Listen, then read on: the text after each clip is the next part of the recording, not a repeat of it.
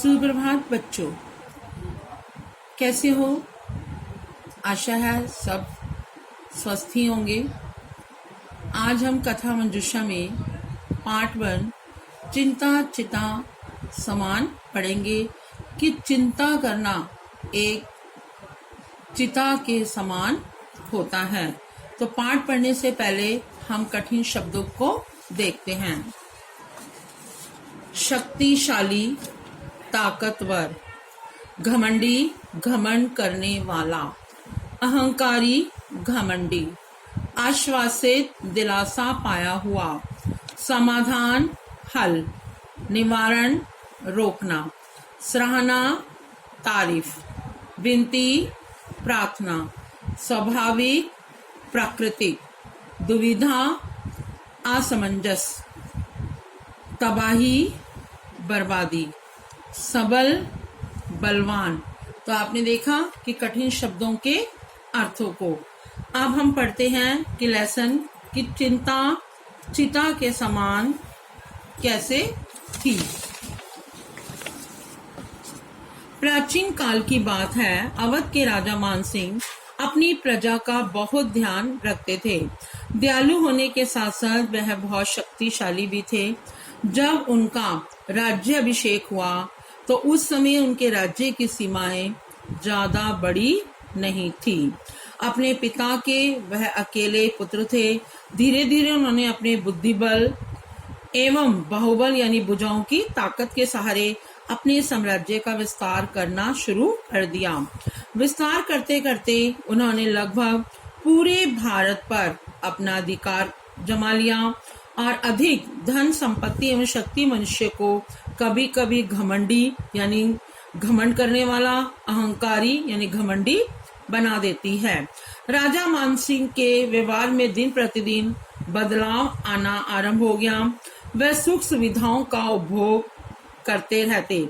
ऐशो आराम से ही वो सारा अपना समय व्यतीत करते थे। अब वह कर्महीन एवं अयाश पसंद बनते जा रहे थे। राजकार्य की तरफ उन्होंने ध्यान देना बंद कर दिया था। कर्महीन होने के कारण उनका बाहुबल भी कम हो गया था। सेना के रखरखाव की ओर भी कम ध्यान दिया जा रहा था। एक दिन उनके गुप्तचरों ने आकर सूचना दी कि पड़ोसी राजा उनके राज्य पर आक्रमण की योजना बना रहा है। क्यों? क्योंकि उन्हें पता था अब राजा जो है भोगविलासी हो गया, उसे किसी बात की कोई चिंता नहीं थी। पर जब राजा ने जब ये खबर सुनी तो वो सोच में पड़ गए। अब राजा को जो है हमेशा चिंता रहने लगी कि कहीं पड़ोसी राज्य धोखे से उनका पूरा राज्य ना हड़प ले, क्योंकि पहले तो उन्हें किसी बात की भी चिंता नहीं थी। उसके बाद जब उन्होंने ये खबर सुनी तो वो चिंता ग्रस्त हो गए। अयाश पसंद बन जाने के कारण, क्योंकि उन्होंने प्रजा की तरफ बिल्कुल भी ध्यान देना बंद कर दिया था, अब इसी चिंता के कारण वो बलहीन होते जा रहे थे। अब उन्हें पता चला कि अब उसके शत्रु भी जो हैं बढ़ते जा रहे हैं, क्योंकि वो काम वगैरह कुछ भी नहीं करते थे। अपने मन की यह व्यथा उसने जब अपनी रानी से कही तो रानी भी साम्राज्य हाथ से निकल जाने के डर से परेशान हो उठी। और राजा को अपने एक मंत्री से पता चला कि उनके राज्य में एक ज्ञानी, ध्यायी, दिव्य यानी अलौकिक योग पुरुष रहते हैं। वह प्रजा की भलाई के लिए कार्य करते हैं। उन योगी पुरुष के आ जाने से वहां की प्रजा बहुत ही आश्वासित हो उठी थी, यानी दिलासा पाना। प्रजाजन अपनी समस्याओं का समाधान पाने के लिए बेहिचक यानी बिना हिचकिचाहट उनके पास जाते थे और अपने कष्टों यानी अपने दुखों को रोकने का कारण प्रसन्नता पूर्वक लौट कर आते थे, क्योंकि वो योगी बहुत ही अलौकिक थे। और जब भी किसी को कोई भी परेशानी होती थी वो वहां जाता था और उससे जो है उनको उसका निवारण मिलता था और वो लोग जो है खुश होकर वापस आ जाते थे। सभी लोग उनके ज्ञान की प्रशंसा करते थे। राजा ने विचार किया कि मेरी समस्या का समाधान भी उनके पास जरूर मिल जाएगा। यह सोचकर राजा योगी के पास जा पहुंचे और योगी अपने पास आने वाले प्रत्येक व्यक्ति का स्वागत बड़े ही खुशी से करते थे। आने वाले प्रत्येक व्यक्ति को कंदमूल या भोजन भी अर्पित करते थे। उसके पश्चात प्रेम पूर्वक उसकी बात सुनकर समस्या का समाधान कर देते थे। योगी ने राजा का स्वागत किया। राजा अपनी समस्या का समाधान पाने के लिए आतुर था, इसलिए उसने योगी से विनती की कि वह पहले उसकी बातें सुने। योगी ने धैर्य पूर्वक राजा की बात सुनी और जब राजा ने अपनी पूरी बात समाप्त कर दी तो योगी बोले, राजन, किसी भी समस्या का समाधान आसानी से संभव हो सकता है। आप चिंता छोड़िए, हम आराम से बैठकर बात करेंगे। पहले हम दोनों जो है भोजन करेंगे और भोजन करने के बाद फिर उस बात पर विचार करेंगे। योगी ने कुछ लकड़ियां जलाकर भोजन तैयार किया, फिर दोनों की थाली में भोजन परोसा। साथ ही उन्होंने कुछ कंदमूल भी खाने के लिए रखे। दोनों ने बहुत ही प्यार से भोजन किया। राजा तो जल्दी जल्दी अपनी समस्या का समाधान यानी अपना समस्या का हल चाहते थे। अब जैसे ही भोजन समाप्त हुआ, राजा ने योगी से कहा कि आपने मेरी समस्या का हल जाना। योगी ने राजा का कोई उत्तर नहीं दिया। उसने चुपचाप एक चूल्हे में से जलती हुई लकड़ी उठाई और अपनी घास फूस की कुटिया पर फेंक दी। घास फूस सूखा तो था ही, इसलिए उसका आग पकड़ना स्वाभाविक यानी प्राकृतिक था। देखते ही देखते कुटिया जो है धू धू करके जल गई, क्योंकि लकड़ियां सूखी थी। अपनी कुटिया को जलते देख योगी के चेहरे पर बिल्कुल भी शिकन नहीं थी, यानी उसको बिल्कुल भी दुख नहीं हुआ। राजा यह दृश्य देखकर परेशान उठा और वह योगी से बोला, साधु महाराज, ये आप क्या कर रहे हैं? योगी ने कहा, राजन, क्या आपको आपकी समस्या का समाधान नहीं मिला? कुछ देर रुककर योगी फिर बोले, आपकी दुविधा का उत्तर आपके सामने ही है। इस संसार में कुछ भी अच्छा या बुरा नहीं होता है।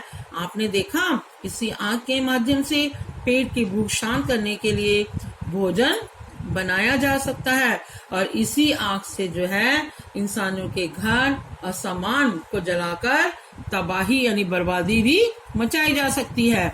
यह मानव मस्तिष्क एवं दिमाग एवं विचारधारा पर निर्भर करता है कि वह किसी भी वस्तु का कैसे उपयोग यानी प्रयोग करता है। योगी ने राजा को समझाया, आप बेकार ही चिंता में अपना जो है समय नष्ट ना कीजिए। आप एक शक्तिशाली और एक बलवान राजा हैं। आपने अपनी बुद्धि एवं अपनी भुजाओं की ताकत के माध्यम से पहले भी राज्य का विस्तार किया था। आप अपनी उसी शक्ति एवं विश्वास को जागृत कीजिए। यदि राजा अपने स्वार्थ को छोड़कर प्रजा के हितों यानी उनकी प्रजा की भलाई को ध्यान में रखकर अगर वो राजकार्य करता है तो उसे हमेशा प्रजा की सहायता मिलती है। जिस प्रकार की आपने राजा पर अटूट जिस प्रकार प्रजा अपने राजा पर अटूट श्रद्धा रखती है और उस राज्य की ओर कोई भी दुश्मन जो है आंख उठाकर नहीं देख सकता। राजा की बुद्धि पर पड़ा जो पर्दा था अब वो बिल्कुल हट गया। वह योगी महाराज को प्रणाम करके अपने महल लौट आया और महल में आकर उसने अपने मंत्री गणों से मंत्रणा की और मंत्रियों और राजा ने मिलकर फिर से राज्य को सुदृढ़ एवं मजबूत बना लिया। तो आपने देखा कि राजा अगर अपनी प्रजा का ध्यान रखता तो प्रजा भी जो है राजा की हेल्प करती यानी सहायता करती। तो इस प्रकार जो है राजा को कोई भी दुख नहीं होता और ना ही वो कभी इस बात की चिंता करता। तो अब हम इसके प्रश्न उत्तर देखें। राजा मानसिंह ने अपने राज्य का विस्तार किस प्रकार किया? तो बच्चों किस प्रकार किया राजा मानसिंह ने अपने राज्य का विस्तार? हाँ जी, राजा मानसिंह ने राज्य का विस्तार अपने बुद्धिबल एवं बाहुबल के सहारे किया।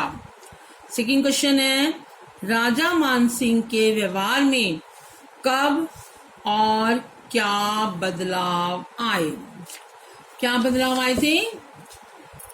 राजा मानसिंह ने जब लगभग पूरे भारत पर अधिकार कर लिया था, क्योंकि अधिकार कर लिया था वो बिल्कुल निश्चित हो गए थे, तब उनके व्यवहार में दिन प्रतिदिन बदलाव आना आरंभ हो गया। अब वह कर्महीन यानी अब कोई भी काम नहीं करते थे एवं अयाश पसंद बन गए थे। सेकंड क्वेश्चन है, थर्ड क्वेश्चन, राजा क्यों चिंतित रहने लगे? राजा चिंतित यानी वो चिंता में क्यों मग्न हो गए? तो राजा चिंतित इसलिए रहने लगे कि कहीं पड़ोसी राजा धोखे से उनका सारा राज्य ही न हड़प ले। अब क्योंकि ने उनके दरबारी लोगों ने बताया था कि भाई ऐसे ऐसे पड़ोसी राज्य ने जो है हमारे ऊपर हमला करने की योजना बना रहा है, तो इसलिए अब राजा को जो है चिंता होने लगी। फोर्थ क्वेश्चन है, राजा योगी पुरुष के पास क्यों गए? क्यों गए थे योगी पुरुष के पास? हाँ जी, राजा योगी पुरुष के पास इसलिए गए क्योंकि उन्होंने सोचा कि मेरी समस्या का भी समाधान उनके पास जरूर मिल जाएगा। क्योंकि वो योगी जो है वो अलौकिक थे और वो सबकी समस्या का समाधान निकालते थे। इसलिए रानी ने राजा से कहा कि तुम भी इस योगी के पास जाओ और उनसे जो है अपनी समस्या का समाधान पूछो। आशा है कि आपको कहानी अच्छी तरह से समझ आ गई होगी। धन्यवाद।